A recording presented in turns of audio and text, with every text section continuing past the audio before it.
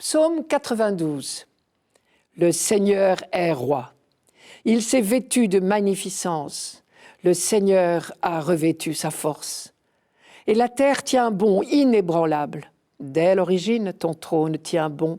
Depuis toujours, tu es. Tes volontés sont vraiment immuables. La sainteté emplit ta maison, Seigneur, pour la suite des temps.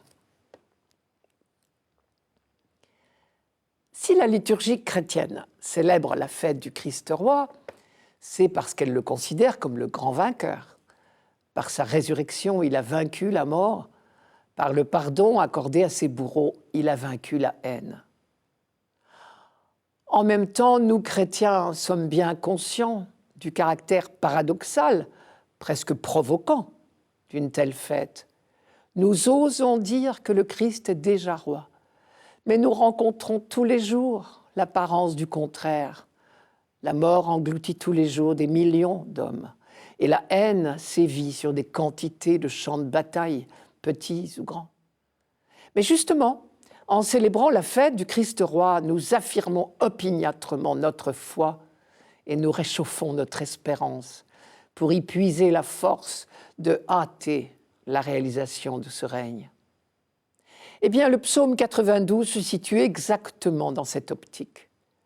De la même manière que la liturgie chrétienne célèbre la fête du Christ roi, la liturgie juive célèbre Dieu roi. La même foi, la même espérance anime les Juifs et la même impatience de voir poindre le jour de Dieu. Leur point d'appui, c'est d'abord l'expérience de l'Exode. Dieu s'est révélé à eux comme le Dieu libérateur. Dieu leur a proposé son alliance. Voilà ses titres de gloire. Pour cette acclamation de la royauté de Dieu, le compositeur du psaume a pris comme modèle ce qui se passait le jour du sacre d'un nouveau roi. Je vous raconte. La scène se déroule dans la salle du trône. Le roi est revêtu du manteau royal. Il siège désormais sur le trône. Il a signé la charte d'intronisation. Il est entré en possession du palais royal. Alors s'élève une clameur immense, jaillit de la poitrine des milliers d'assistants. Quelque chose comme « Vive le roi !» En hébreu, on appelle cette acclamation la teroua.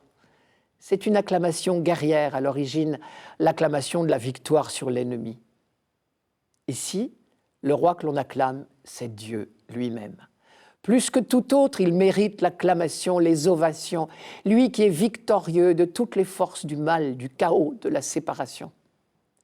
C'est pourquoi le psaume commence par l'acclamation « Le Seigneur est roi ». Lui aussi est revêtu de vêtements royaux.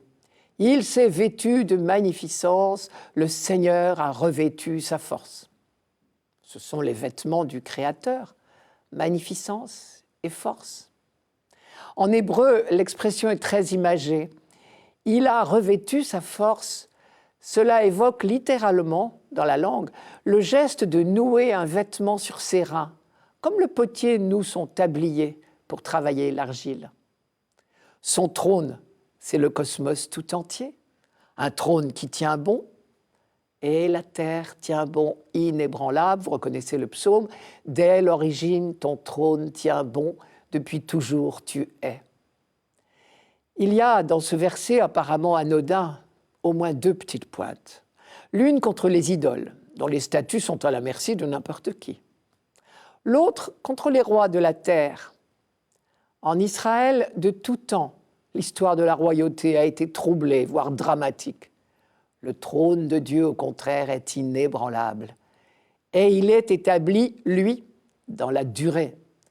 Combien de rois d'Israël n'ont régné que très peu d'années, voire de jours? Et c'est la création tout entière qui clame qu'il est roi, parce qu'il en est le maître incontesté. Même les forces de la mer lui sont soumises. Israël, qui a une fenêtre sur la Méditerranée, sait bien que la mer peut se montrer indomptable. Indomptable pour l'homme, peut-être, mais pas pour Dieu. Et notre psaume le dit magnifiquement. Les flots ont beau se soulever dans un mugissement terrible, ils sont sous la domination de Dieu. Et là, il faut lire les deux versets centraux de ce psaume, qui ne font pas partie de la lecture de ce dimanche, mais je vous les offre. Les flots s'élèvent, Seigneur. Les flots élèvent leur voix. Les flots élèvent leur fracas. Plus que la voix des eaux profondes, des vagues superbes de la mer, superbe est le Seigneur dans les hauteurs. Ces flots maîtrisés, ce sont également ceux de la mer des roseaux, à laquelle Dieu a imposé de laisser le passage à son peuple.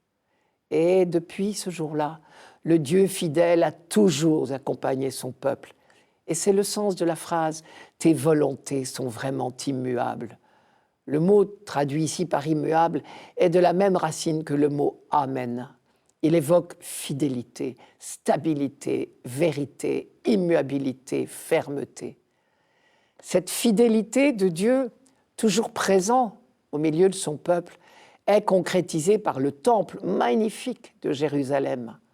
Signe de la présence de Dieu, il est un reflet de sa sainteté. La sainteté emplit ta maison, dit le psaume. On peut probablement relever ici une nouvelle petite pointe d'ironie. La sainteté emplit ta maison et seulement ta maison. Les rois d'Israël ont été rarement des saints. Mais surtout, après l'exil à Babylone, cette phrase reflète la joie d'avoir reconstruit le temple dignement. La ville de Jérusalem abrite de nouveau la sainte maison de Dieu.